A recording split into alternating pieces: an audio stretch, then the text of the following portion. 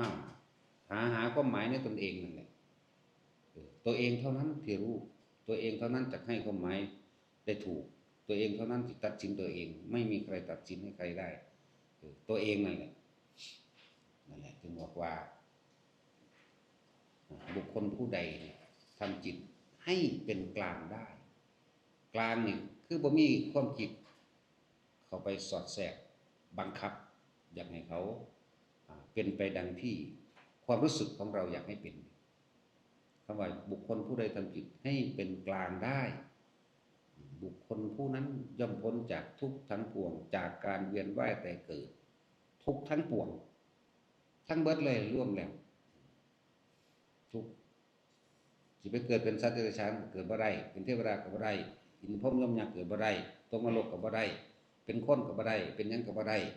มีแต่รู้อยู่ว่างๆระหว่างกลางๆเฉยๆจิตก็ไม่ใช่จิตแต่ความคิดมีอยู่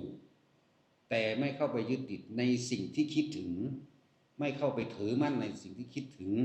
คำว่ายึดมั่นถือมั่นก็คือยึดมั่นถือมั่นในอารมณ์ความรู้สึกที่อยากให้เป็น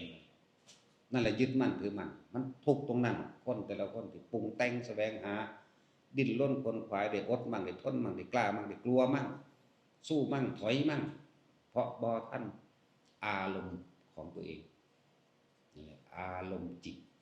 อารมณ์คือความรู้สึกนั่นแหละพอใจหรือไม่พอใจนั่นแหละ